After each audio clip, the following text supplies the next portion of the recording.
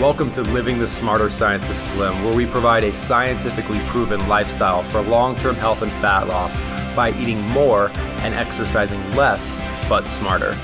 Eat smarter, exercise smarter, live better. I am so ready for that. Welcome everyone, this is Carrie Brown and Jonathan Bailor from a very wet and drizzly Seattle.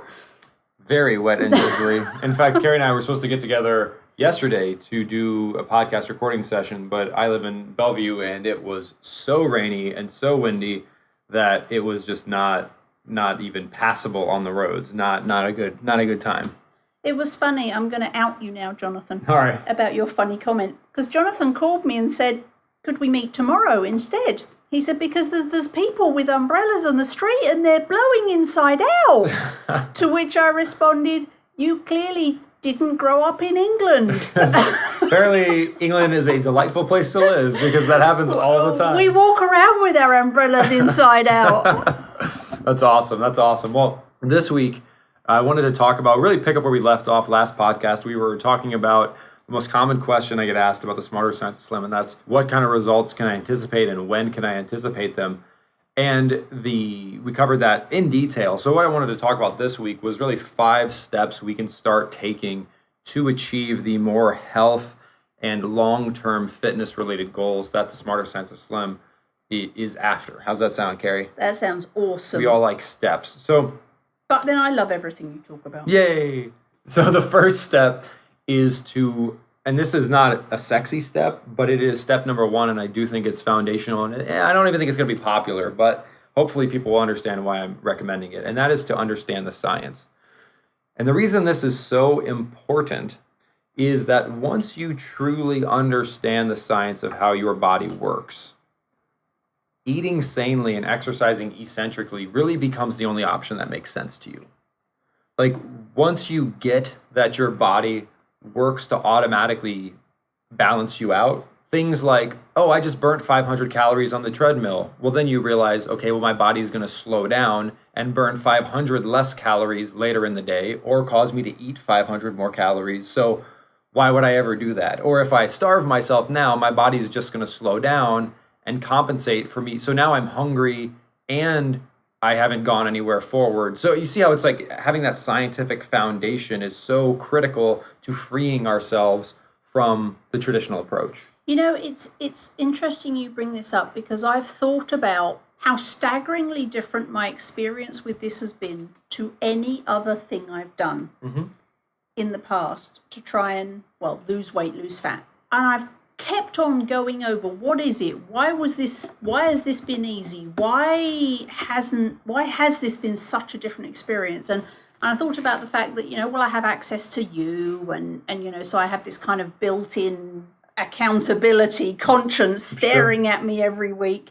But it's not that, because there's no guilt been attached to it at all. There's been no, wow, I can't eat that because Jonathan will know. There's been none of that. And what I think for me is that what really made the difference was understanding the way our bodies worked. And you describe it in such a simple, easy to understand way that once I had that knowledge, once I knew what was going on, I didn't want to eat the old way anymore. It was like there was a huge paradigm shift in my brain, which made it so much easier to go, well, why would I want to do that? That's dumb. Absolutely. Which I never had before, because I couldn't work out why exercising more and eating less didn't work. I couldn't figure it out. I didn't know what was going wrong. I didn't know where I was failing. I no longer have any of that. And so I just, armed with the knowledge that you've given me, I now don't want to be like that. And that for me has made it very easy to stick to. I'm so happy to hear that, Carrie, because I really do think that's what's different. And I, frankly, I'm going to be very transparent. That's what I think is unappealing to some people about the Smarter Science of Slim. The Smarter Science, this podcast is based on a book called The Smarter Science of Slim, which came out in early 2012. There's another book coming out, which is going to build on that, called The Calorie Myth, which is coming out in 2014. And there's a lot of science there. And a lot of people aren't willing to sit down for a few hours and read. And I've gone out of my way to make it simple. And I have yet to really hear anyone that just said, like, oh my God, this is so confusing. Like, if you can read, you can read the book and it will make sense to you. But I continue to encounter people in my life who are just like, just tell me what to do. Just tell me and I'll do it. That will never work, because unless that's like you trying to learn math by memorizing the sum of every possible combination of numbers. Like, that's not how the mind works. You have to understand, like, algebra, like the law, like 1 + 2 and why it equals 3. Once you understand the why, the what you do and the how you do it forever in any circumstance you find yourself becomes simple. And you feel empowered because you know it's right. You don't have to trust and you don't have to hope. It's just like, oh, you have strep throat. Okay, the way you cure that is by taking penicillin. Oh, we can use science to empower ourselves for the rest of our lives. And because it's proven, that has the confidence that empowers us to take those actions. And I think that's really helpful. It really is. And I've thought, since we've been working together on this, I've thought about, it's the way you've presented it that makes the difference. Because let's be honest, you're not the first person in the world who said, eat lots of green leafy vegetables. Absolutely. No, not at all. Make green leafy vegetables the focus of every meal. Absolutely. Eat lean proteins, chicken, fish. You're not the only one to have said that. Yep. You're not the only one to have said sugar is evil, stop Absolutely. eating it. You're not the only one who said wheat will kill you, stop eating it, Yep. don't do none of the how to do it is new. Mm-hmm, mm-hmm. For me, I think, one, you have more how-tos. I think, many programs have some of the how-tos. I don't think any of them have all of it, which I think yours does. They're not complete. They're not complete, which yours does. So that's one difference. But for me, I really think the key is The why too. the why. Because without the why do I need to eat all of those vegetables, it just was hard to stick to. I felt deprived. I felt like, well, I have to give up this to have that, or well, I'm not allowed to eat that. The way you have explained it with the science and the way you've presented it made it a no-brainer. And once you have a no-brainer attitude or mindset, it's easy to follow. We could actually tell everybody the how-tos in half an hour. Yep. If we sat down and went, okay, this is how you do it, half an hour, we'd be done. See ya, bye. Yep. It would not be, you would not be getting all of these mails and comments from people that I'm now getting on my blog too, saying, this is the only thing that works. This has made such a difference. This was not hard. This was easy. I just eat your food and I lose fat. This is awesome. We wouldn't be getting that if the why wasn't there. There's so many directions to take the importance of why. I mean, I'm going to be this is very trite, but we've all heard the phrase, give a person a fish, you feed them for a day. Teach a person a fish, you feed them for the rest of their life. And we know that our goal over the Smarter Science Slim is to enable health and fitness for the rest of our life. That's why teaching this underlying why is so important. The other thing that's really important is that when you understand why you are doing something, it truly is easier to do it. Let me give you an example. Let's say, the world doesn't work exactly like this, but imagine the world kind of works like this. You go to school, and if you go to school, which isn't fun, like as a kid, you'd rather be outside playing and doing other things, but you go to school, you put in your work, and you put in work so that you can get a job someday. And you sacrifice something now so that something better happens later. But if you just had to sacrifice stuff because people just told you, like, oh no, just stop. I'm not gonna tell you why, and I'm not even gonna dignify you by explaining the why. That's why it doesn't work. Like, we read these magazines every day, and I mean, I continue to have this struggle because the way you get publicity and the way I continue to struggle with this, because everyone keeps telling me what are the 10 quick tips for weight loss, And that is like, what are the 10 quick tips to financial success? Nobody who is wealthy has ever gotten wealthy because of a top 10 list. They've gotten wealthy because they understand the principles of developing wealth and they live them consistently over a long period of time. The good news is biology isn't a matter of opinion, it's a matter of fact, and we can simplify it and we can understand it, and when we do that, we can change our lives forever and not feel like we're doing something weird and arbitrary and unnatural. When your parents just say, eat your vegetables, it's very easy to say, I don't want to eat my vegetables, they're disgusting. But when you understand that eating vegetables is almost like taking a medication that heals you from the inside out, and after 21 days, they're going to start to taste so good you're going to want to eat them, well, okay, I'll eat some vegetables. You know what I'm saying?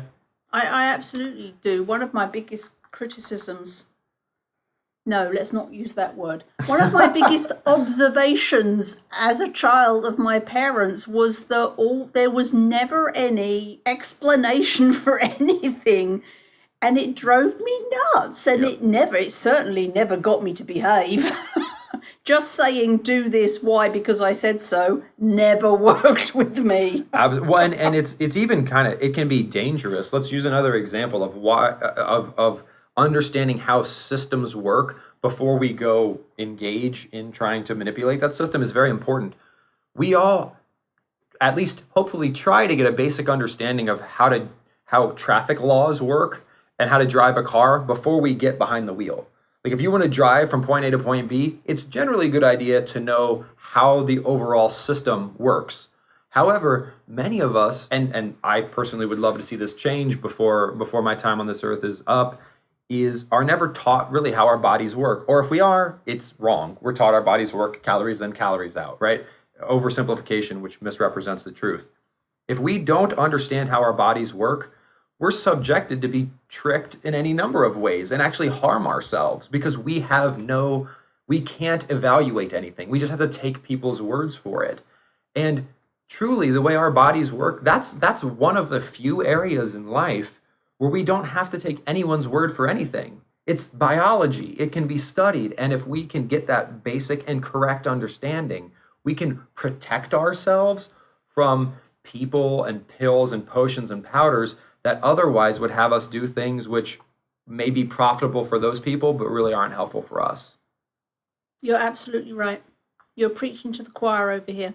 So it's all about understanding the why first, and that's not sexy because sitting down and learning the science, again, isn't going to make you lose 10 pounds in 2 weeks. But it'll make you look sexy if you follow it. Exactly, and it will enable you to transform yourself for the rest of your life and to feel good about it while you're doing it. So, but I have to say, and you can sit there and blush if you like, but it's a very easy read. And we've had a lot of comments from so many people about how easy the science is to understand because of this gift you have to your use of analogies and the way you explain it is so simple. It's just an easy read. It may be all science, but it reads, almost like something fun and enjoyable. Well, thank you. Yeah, it's very understandable. My goal was to make it not just a nonfiction book, but like a narrative nonfiction book. So it's almost like there's a story to it. And the other thing I'll mention is a mental technique I love to use when thinking about making a change in my life, whether it's health related or professional or whatever, is the difference. Like if I want something different, I have to do something different. Okay. In our culture today, we have more top 10 lists and more magazines with quick, easy 50 ways to X than we've ever had. We also have more obesity, diabetes, cardiovascular disease, cancer, weight gain, blah, blah, blah, than we've ever had. The solution to this problem is not more quick fixes. Right. It can't be. I promise you that there's not some secret board in Hollywood that celebrities go to that give them this little sheet of paper, which is like the secret path to health and fitness. Because if anything really works, it's in everyone's best interest to share that. Like keeping things a secret isn't the way, I mean, of course, like Coca-Cola keeps the formula for Coke secret, but the fact that Coca-Cola is quote unquote delicious, they don't keep a secret. It's not like they intentionally limit the distribution of that information. Good example is the Atkins diet. The Atkins diet is very effective for a lot of people. We've all heard of the Atkins diet. Why? Because it works. It's not a secret. If something is effective, we'll hear about it.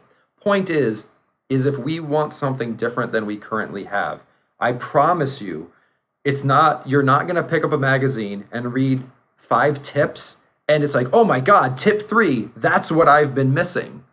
It's much more of a foundational paradigm shift of taking your brain away from, I have to manually battle against my body by depriving myself of calories in and by exhausting myself with calories out. And you have to shift your entire mind into the actual science, which is your body is designed to regulate itself. This is why your body temperature stays at 98.6 degrees unless your body breaks down. This is why your blood sugar stays in balance unless your body breaks down, aka diabetes. This is why your heart continues to pump blood without you trying unless your heart breaks down. Your metabolism will keep you at a healthy weight unless it breaks down, and the only way to break it down is to put things in it that it was not designed to eat, and it was not designed to eat foods that didn't exist until recently. So it's a complete paradigm shift. It's not about eating less and exercising more. It's about eating the right kinds of foods and doing the right kinds of exercise, and that different approach will yield a different result, not another top 10 list of things, quick fixes to change about your life.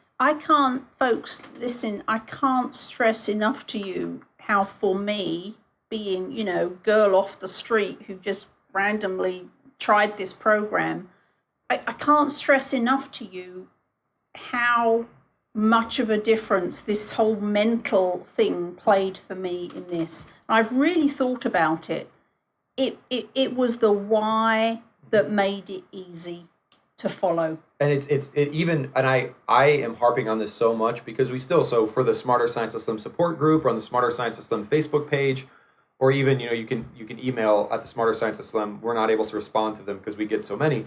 But the number one type of question we get asked comes from individuals who maybe have just heard one episode of the podcast or heard about Smarter Science of Slim through a friend, and they're just like, what do I do? Just tell me. And the standard reply is read the book. And it's not because I want to sell the book. I don't buy it used. I don't care.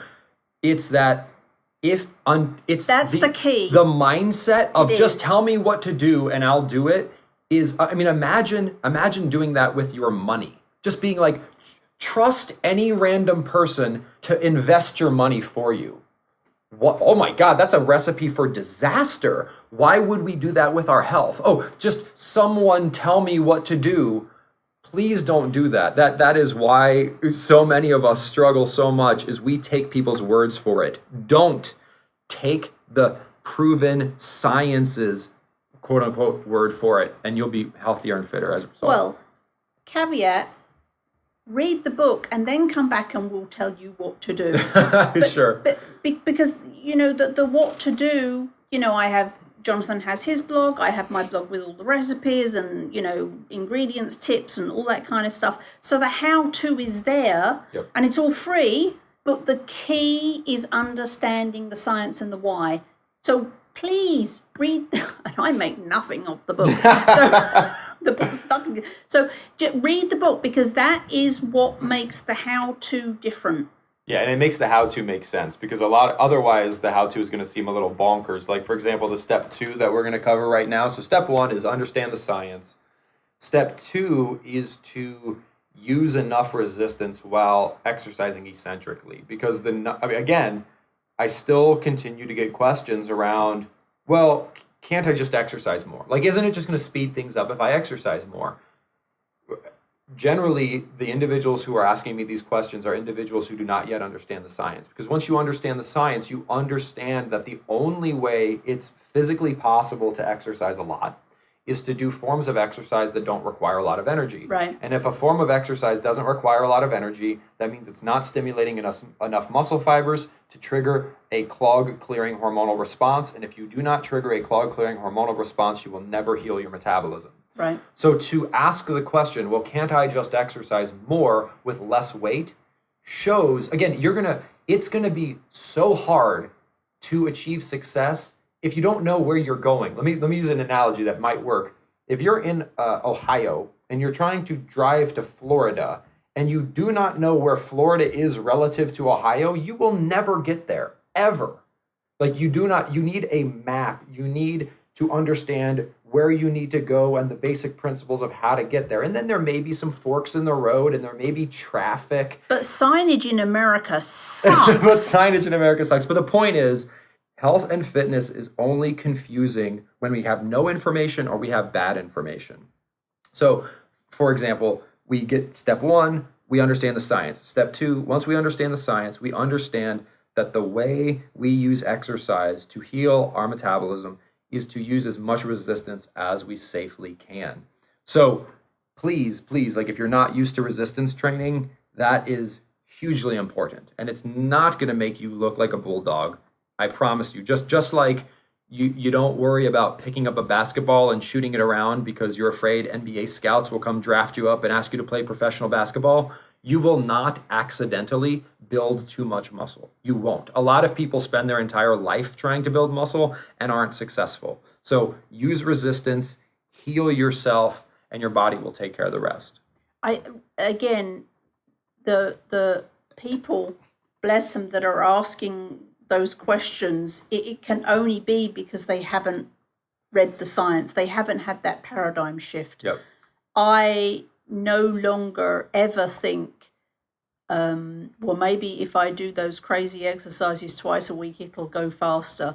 Because I know that if I can do them twice a week, I didn't do them properly the first time. Exactly. And what I need to concentrate on is doing them properly the first time, not doing them badly twice, Yep. doing them brilliantly once. Yep. But you need to read the book to understand the science and why that actually works like that before that would really impact you. But once it's impacted your thinking, then the doing takes care of itself. Yep.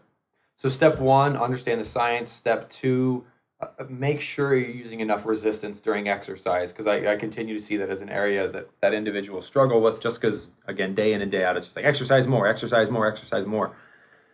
The third step is to make a public commitment. And that's extremely basic. Psychology has shown time and time again that accountability is just a huge, that's the number one value I think personal trainers add, is not necessarily because it's not because exercise isn't complicated.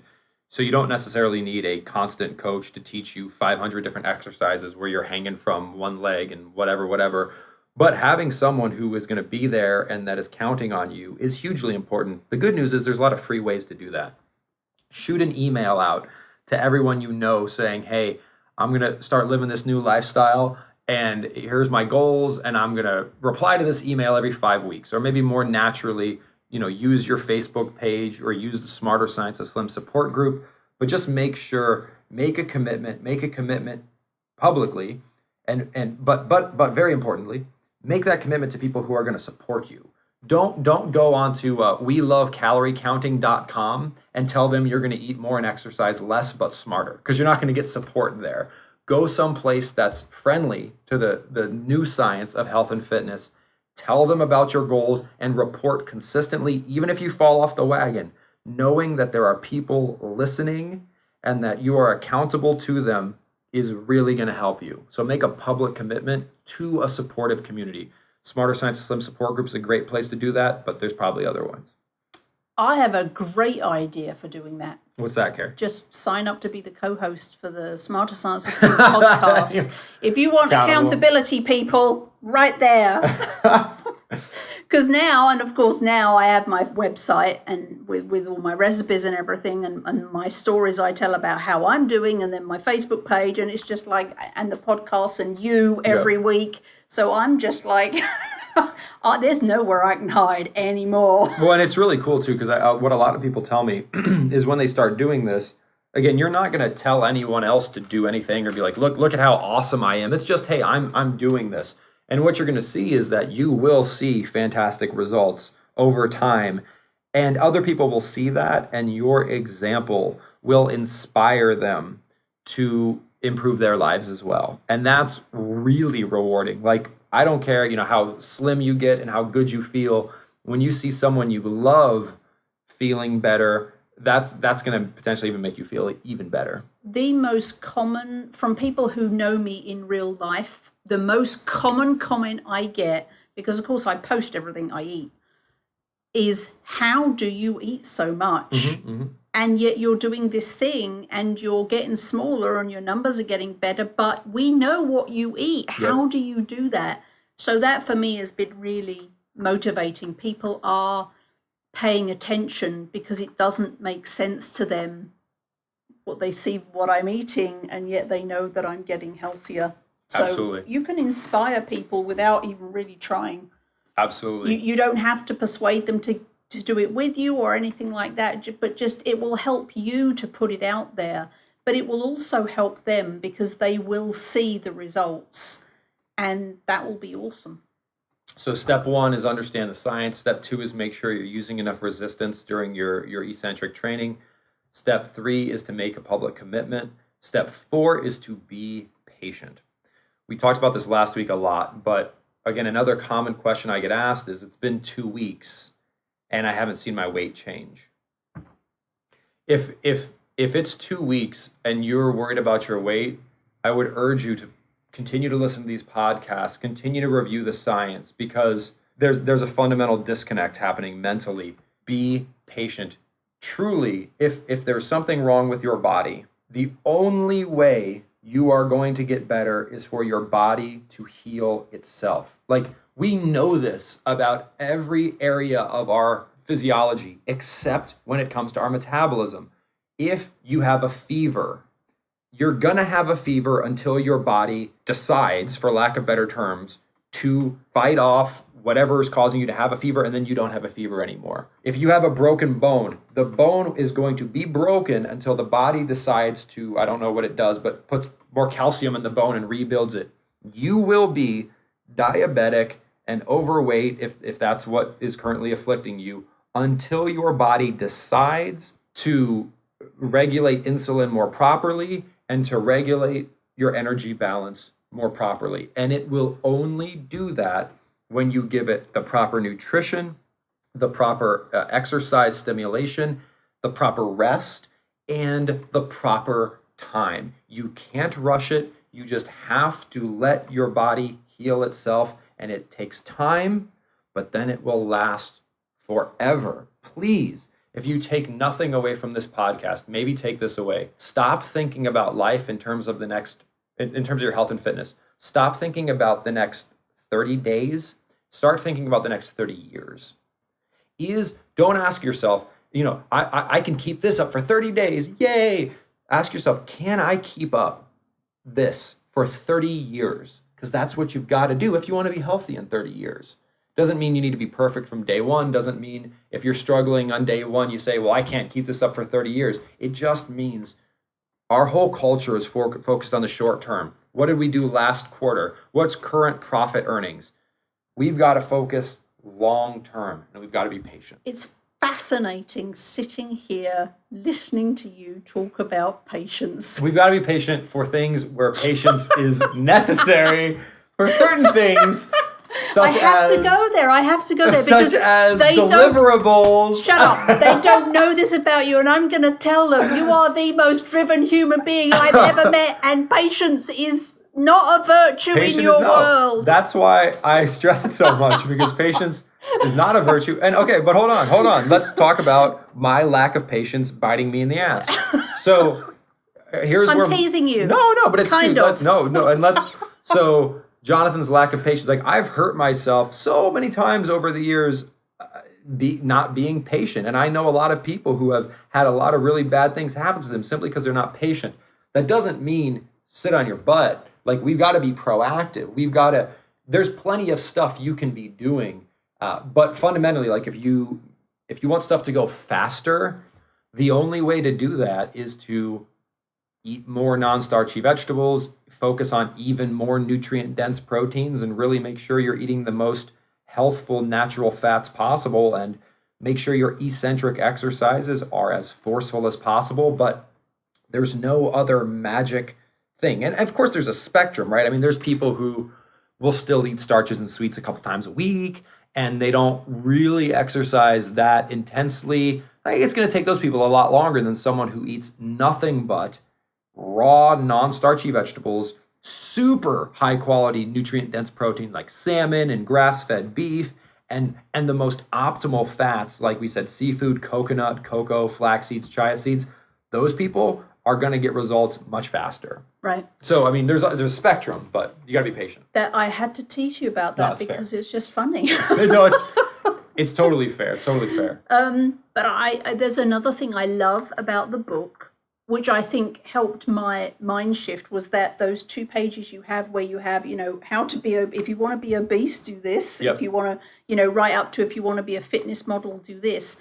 And so it was almost like that was giving me permission to figure out where I wanted to go, not the rest of the world. And then, but it also kind of subconsciously let me know that if I had a crazy moment and dipped into this other definition for a day, that I wasn't going to die. It wasn't all going to go to pot. It was, then I just pick up the next day and it's all good. Does that make sense? I think that it made it very clear to me that it was not about perfection, and that my goals are different to everyone else's goals, and my goals are all that matter for me, and that I have the ability to go faster in weeks when maybe I'm working from home and I'm not in the office, and it's easier for me to control the food that's screaming at me. Yep. Or, I can do better that week and not so good the week after, and that's okay. Yep. Absolutely. No, it's absolutely right. And let's wrap up here with step 5, which is do assess your progress. Like, do set some goals, and I don't set a goal around weight loss. Do set goals around waist measurement, body fat percentage, cholesterol levels, fasting glucose, energy level, sexual performance, how your energy level, things that actually matter in your life. Like, look at things that actually matter, things that will actually change the quality of your life. Like, tomorrow, if you weighed 10 pounds less and everything else was the same, literally everything else was the same, the quality of your life would change in no way, shape, or form. However, if your HDL cholesterol went up by 10 points, you'd be much healthier. So that's good. So set some goals that actually do matter and actually will have a meaningful impact on your life. You'll notice that they aren't weight. They may be having the body that you think a certain weight corresponds to, but focus on then having that body. Don't focus on the weight you think is associated with it. And maybe once every 4 weeks, see how you're doing relative to that. And if you're not where you want to be, just reach out. Smarter Science of Slim support group is a great place to reach out, and we're happy to help. But set those goals, set meaningful goals, eat smarter, exercise smarter, and maybe once every 4 weeks or 8 weeks, see how you're doing. But don't look every day. And also I think a great measure is how you feel. I mean, we talk about emotional eating and all that, but I'm talking about how you feel, in a good way. Do you feel differently? Are you more peaceful? Are you less frustrated? Are you less, that's something that it's a kind of a gray measure, but for yourself. Yep. And truly with that measurement, nobody else matters but you. Yep. It just matters. If you feel better on any of those levels, emotionally or mentally, physically, just keep a note of that as you go along, because I found that to be the biggest help. So just to wrap up, Carrie, I think we've covered these 5 steps very well. I hope it's going to be helpful for people. Actually wanted to paraphrase a quote by the Buddha, because I think it really captures what we've talked about here well. And that's the following. If you are facing the right direction, just keep walking and you will get to where you want to go. And that's what we've done here, folks. We're facing the right direction. We're rooted in proven science, not gimmicks or myths. And if we just keep walking, we will get to where we want to go. What do you think, Carrie? I think that's awesome advice. Excellent. Well, Jonathan Bailor, Carrie Brown, we're living the smarter science of slim here. We look forward to seeing you next week. Have a great one. Wait, don't stop listening yet. If you like the podcast and if there's other ways we can help you, please join us in the Smarter Science of Slim support group, which is freely available at the Smarter Science of Slim website, smarterscienceofslim.com. There you'll find all kinds of free recipes and success stories and just all kinds of fun stuff like how to help your kids go sane and just great community content. And just one last thing before you go, if you wouldn't mind heading over to iTunes and up onto Amazon.com and leaving us a review, and then going over to Facebook and liking us, we would hugely appreciate it.